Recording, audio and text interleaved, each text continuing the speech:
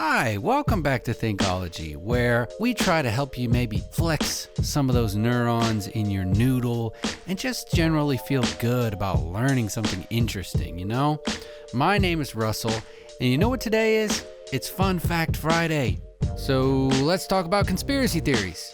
Before we get too deep into things, though, I'm just going to throw up a disclaimer right here at the beginning that I will be talking about some instances of some really disturbing behavior by the scientific community and the government, including some mutilation of corpses and other messed up stuff. So if you're not feeling that, no worries. See you in the next one. Okay, moving on.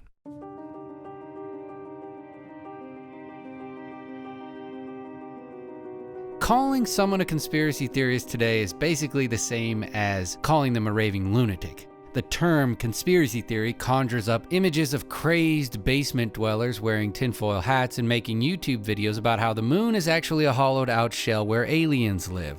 But what if some of those crazy sounding theories were actually true?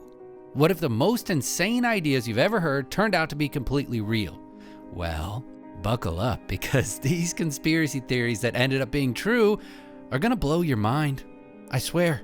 Like, if you heard someone say, the United States government stole dead babies to use as test subjects in nuclear experiments, you would probably think they needed to see a doctor. The thing is, the US government did steal cadavers, including those of babies, from several countries back in the 1950s. So, how and why did this happen? Well, let's take a look at how we ended up here. In the 1950s, nuclear energy was still a relatively new technology, and not much was known about the long-term effects that nuclear testing would have. After the bombings of Hiroshima and Nagasaki, nuclear tests became larger and more frequent. These large detonations led researcher Nicholas M. Smith Jr. to create Project Gabriel, a one-man project meant to gauge the impact of nuclear fallout by studying radioactive isotopes released by nuclear blasts. Eventually, Project Gabriel was expanded and given top priority status. Researchers on the project discovered that strontium-90, a radioactive isotope, posed a huge threat to life around the globe. The project showed that strontium-90 created nuclear detonations could have devastating effects on crops, animals, and humans. After Project Gabriel ended, Project Sunshine began. The main goal of Operation Sunshine was to determine exactly how radioactive fallout would affect people. Project Gabriel showed the government that strontium-90 could potentially contribute to a major global disaster, but without human samples to test, the government couldn't develop an accurate idea of exactly how dangerous it was. Human skin and bones were needed to see how the radiation would affect people. By the way, Project Sunshine, really? I'm just, like, imagine the meeting that these guys had to sit around and come up with the name for this project. You know, the boss gets up in front of the room and says, okay, anybody got any suggestions for what we should name this project? You know, the one we're gonna steal people's dead bodies and experiment on them? Anyone got any suggestions? Project Sunshine? And of course, the whole room bursts out in laughter because that is completely ridiculous. Except for some insane reason, the guy in charge thought that that was a fantastic name and they should just go with it. It's just comically evil. It was clear to the scientists in charge of the project that human samples needed to be analyzed, but finding human cadavers wasn't an easy task. Dr. Willard Libby, who worked on the project and would go on to win a Nobel Prize, was quoted as saying, "I don't know how to get them, but I do say that it is a matter of prime importance to get them, and particularly in the young age group. So human samples are of prime importance, and if anybody knows how to do a good job of body snatching, they will really be serving their country." End quote. The leaders of Project Sunshine wanted to keep the nature of the research a secret. I wonder why. So they told the scientists to use personal contacts to source human samples to be tested on. In 2001, a British newspaper broke the story and reported that scientists had stolen more than 1,500 cadavers from different countries around the world. Plus, US government reports that were declassified in 1995 showed that the scientists assigned to Project Sunshine knew that their research was done without proper legal and ethical clearance. According to ABC News' Deadly Experiments, a British documentary from 1995 told the story of a mother whose baby was stillborn. According to the documentary, the hospital doctors removed the baby's legs so that they could send them to the US scientists to use for testing. I asked if I could put her christening robe on her, but I wasn't allowed to, and that upset me terribly because she wasn't christened, the mother said. No one asked me about doing things like that, taking bits and pieces from her. Unfortunately, I wasn't able to find the documentary, so I can't verify this story for certain. And although some of its claims are unsubstantiated, a news article from 1995 says that the government even considered testing radiation on civilian prison inmates. Allegedly, this idea was shot down when a chairman of the Atomic Energy Commission asked, "Doesn't that fall in the category of cruel and unusual punishment?" Yeah, it kinda does. What makes this even worse is the fact that Belgium scientists proved that they didn't need human samples to study the effects of strontium-90. They simply analyzed the soil from different farms and observed the effect that radiation had on grazing animals like cows and sheep. This method also allowed them to see if strontium-90 had any direct influence on how radiation affects the growth of grass and crops. Now, all this happened over 60 years ago, which makes it kind of difficult to investigate and verify information. Plus, the people in charge of these projects wanted to keep the nature of their research a secret. However, we do know for a fact that human cadavers were taken without consent and used by the government for testing. So the next time you hear someone ranting about a crazy government conspiracy theory that sounds unbelievable, you might want to look into it, just in case.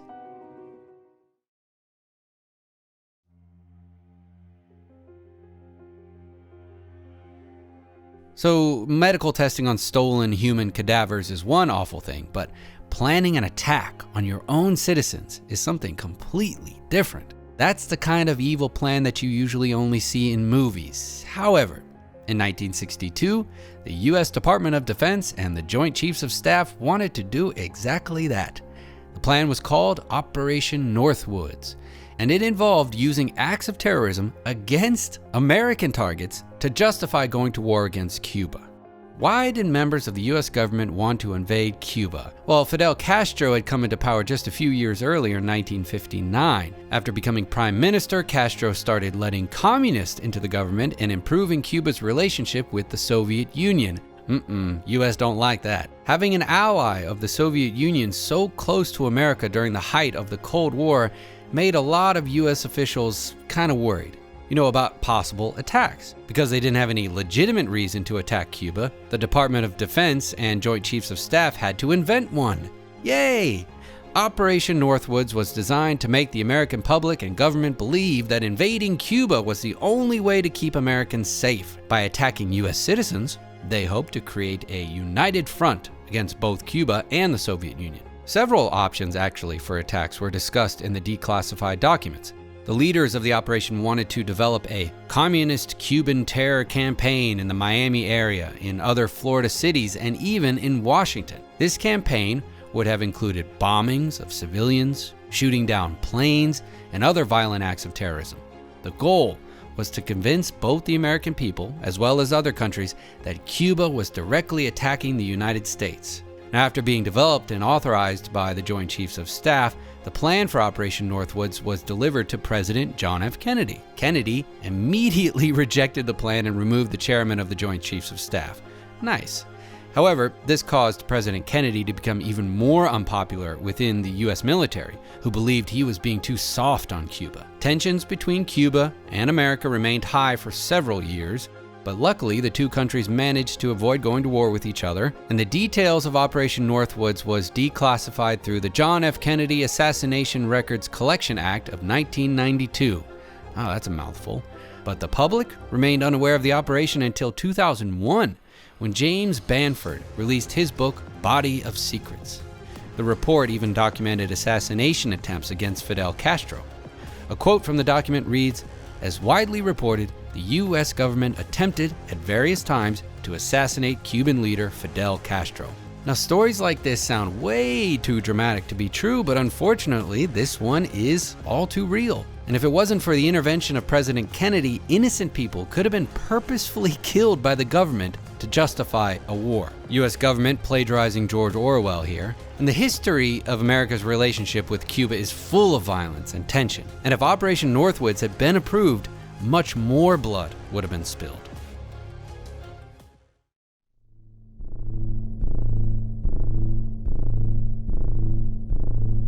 Okay, so now we know that the government is capable of doing something ethically ambiguous, in the name of science, of course, but at least with Project Sunshine, they were only testing on human cadavers, and that's what makes this next story so unbelievable. In 1932, 600 black men in Tuskegee, Alabama were used by the United States Public Health Service, or PHS, and the Centers for Disease Control, CDC, to study the effects of untreated syphilis. That's right. The study was officially titled The Tuskegee Study of Untreated Syphilis in the Negro Male. Wow, that aged really well. And the men they used in this study had no idea that they were being experimented on. We should point out, though, that the CDC is still reviewing the information, but several sources claim that the study did occur. The study was started by the PHS at Tuskegee University. They incentivized poor African Americans to join the study by telling them that they would receive free health care in exchange for participating in what was supposed to be a 6-month-long study.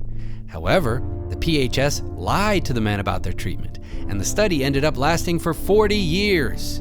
Jeez. Of the 600 people in the study, 399 had syphilis, and the other 201 were used as a control group. The men with syphilis were lied to about their diagnosis and given placebos and other ineffective methods instead of proper treatment. Even when penicillin became the standard treatment for syphilis, the researchers involved in the study refused to give it to the participants. 128 men died as a result of these lies, both from untreated syphilis and other related issues. And there's a chance that the study would still be going on today if it wasn't for a leak to the media. In 1972, 40 years after the study began, the Associated Press broke the story about the Tuskegee experiment and sparked a public outcry. People couldn't believe that their own government had been experimenting on them. This pressure caused the Assistant Secretary for Health and Scientific Affairs to gather a panel and review the study. After reviewing how the study had been conducted, the advisory panel discovered that the men had been lied to and did not have the information needed to give their consent. The panel also found that the men weren't given proper treatment and were never even told that they could quit the study. Once they finished reviewing the documents, the panel decided that the study was ethically unjustified. Yeah, that's an understatement. And then they recommended that it should be ended immediately. 1 month after the advisory panel made their conclusion, the Assistant Secretary for Health and Scientific Affairs put an end to the study. After 40 years of abuse and unethical treatment, the surviving members of the study finally learned the truth about what was done to them.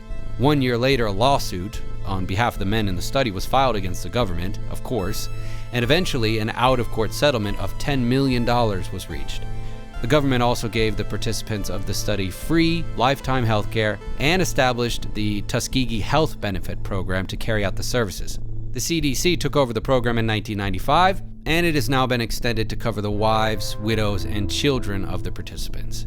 But regardless, the Tuskegee study is one of the darkest moments in American history. And during a ceremony at the White House for members of the study, President Bill Clinton said, "What was done cannot be undone. But we can end the silence. We can stop turning our heads away. We can look at you in the eye and finally say on behalf of the American people, what the United States government did was shameful, and I am sorry. To our African American citizens, I am sorry that your federal government orchestrated a study so clearly racist."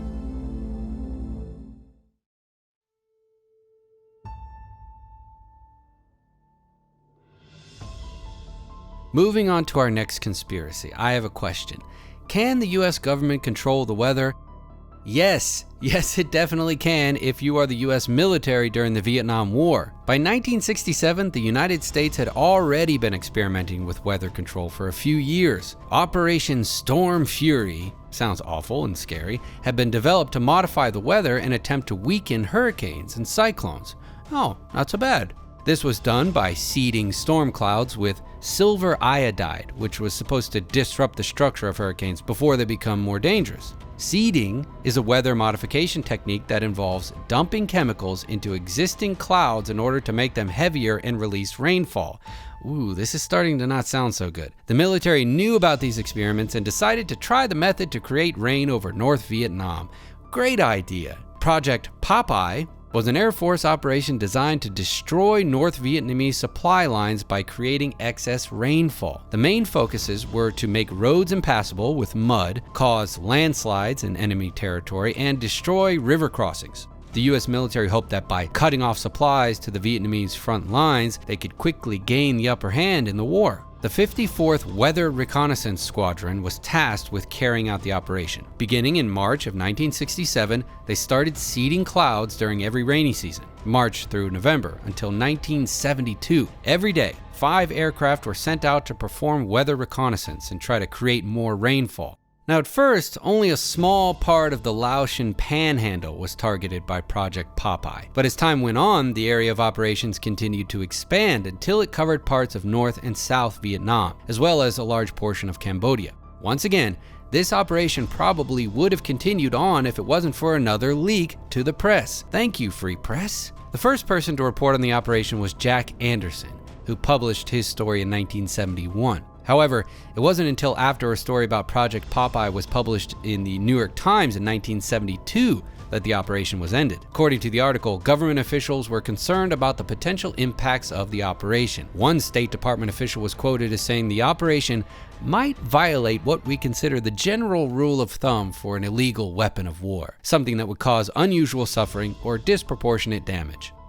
This actually wasn't the only time that Americans' use of weather modification has made the news.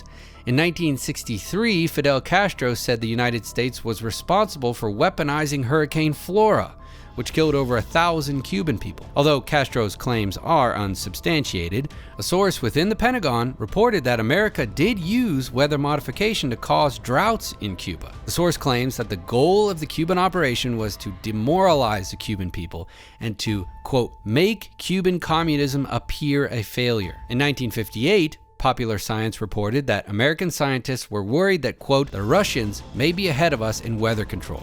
In 1977, the Geneva Convention imposed a ban on weather warfare. This includes the use of weather modification to cause damage or destruction. Project Popeye was the first and last large-scale use of weather modification during war. So that's, I guess, a silver lining. Whether or not the operation was successful is still up for debate, though.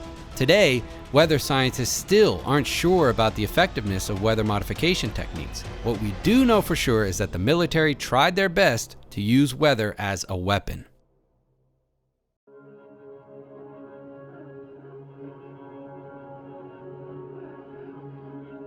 Okay, so far we've seen some pretty unbelievable conspiracy theories that ended up being true, but what's next is definitely gonna blow your mind right out of the back of your skull. For 20 years, the CIA conducted dangerous and illegal mind control experiments on US citizens, some of which resulted in people's deaths. Project MK-Ultra started in 1953 during the Cold War.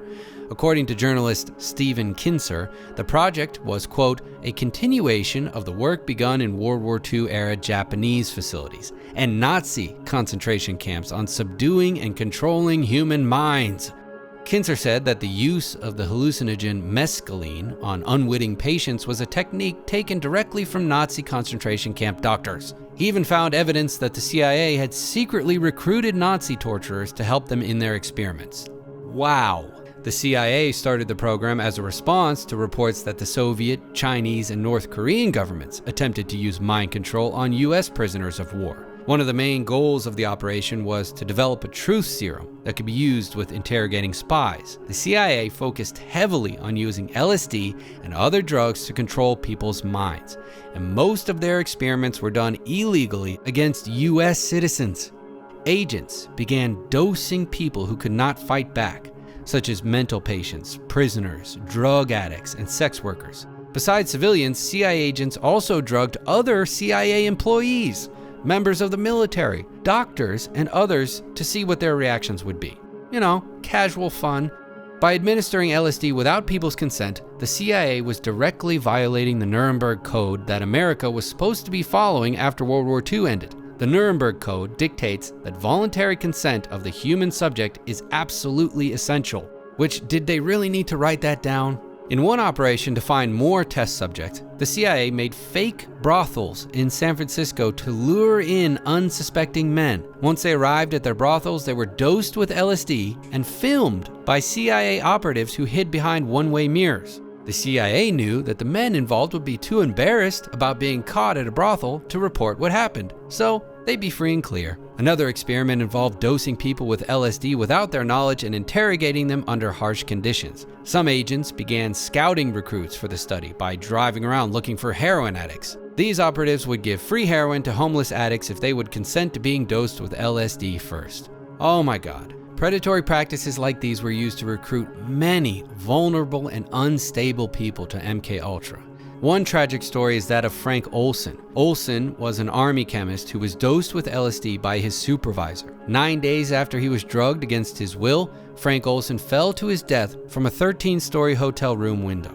Stephen Kinzer reported that Olson was worried about the morality of the project and had already asked to resign from the CIA.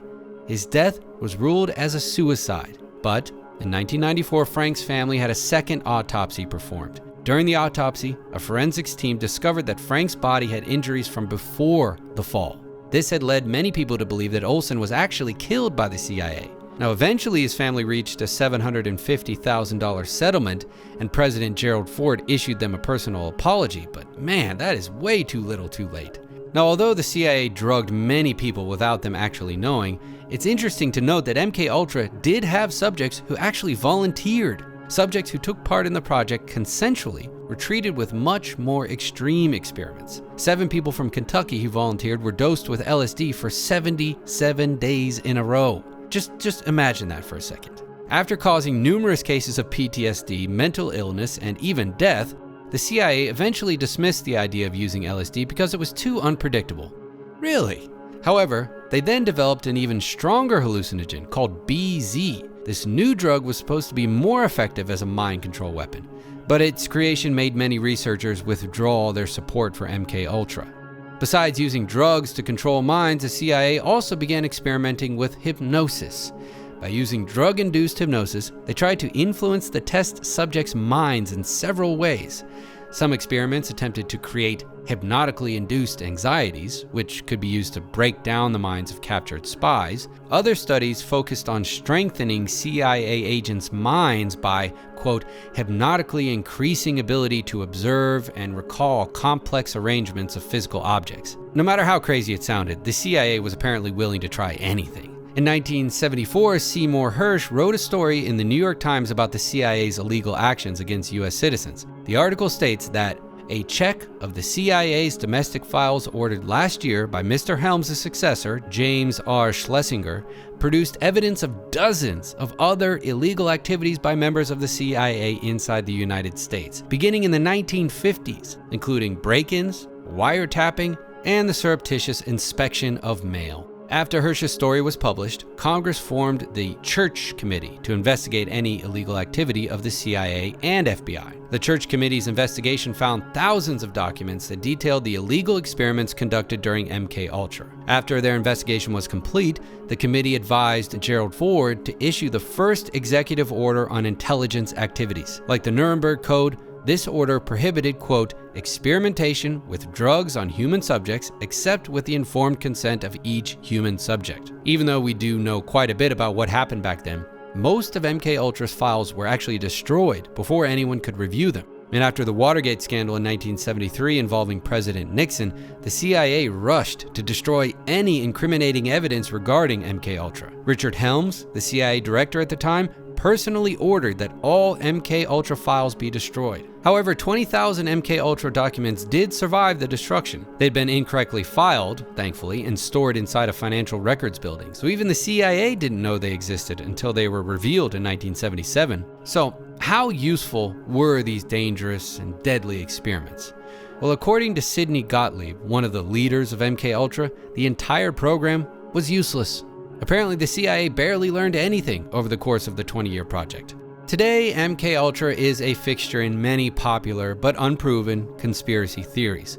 However, the theory that the CIA was illegally experimenting on US citizens turned out to be very real. and no one knows the true extent of MKUltra. And thanks to the mass destruction of documents, most of the evidence will be lost forever. As of right now, the CIA claims that they have halted all mind control experiments. Thanks, guys. But some people believe that MKUltra never really ended.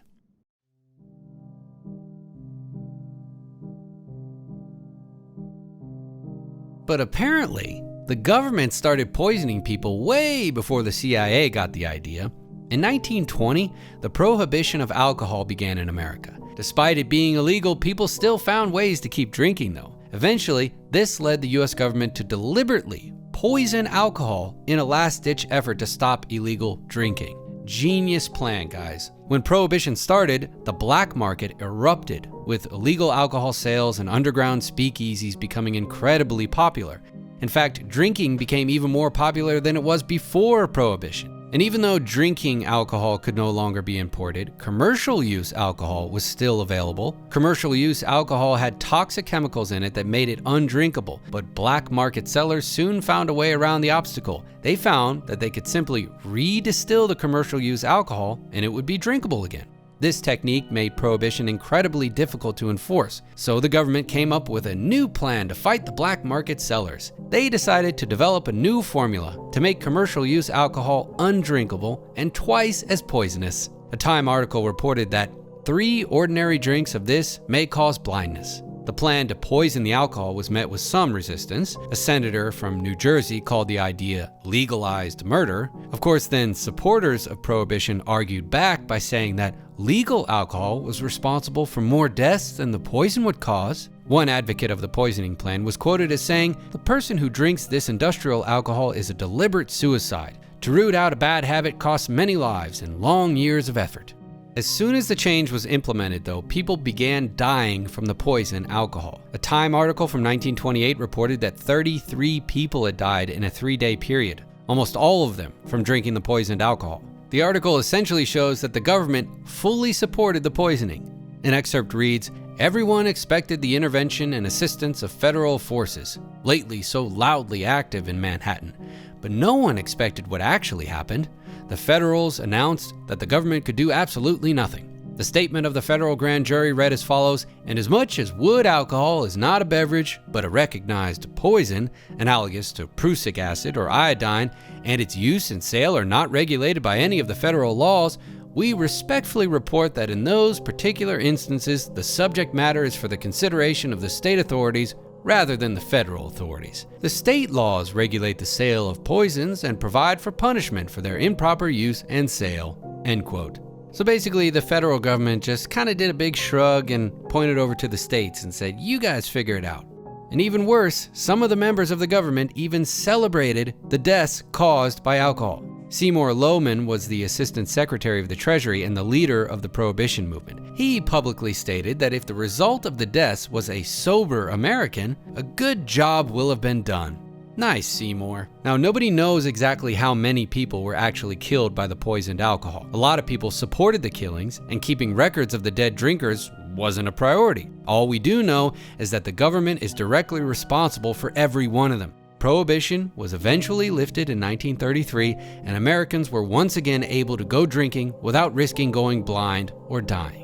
Alright guys, that wraps up our list of conspiracy theories that ended up being true. Thanks so much for watching. Don't forget to like and subscribe and ring the notification bell so you get to see all of our newest content as soon as it's hot off the press. Alright, until the next one.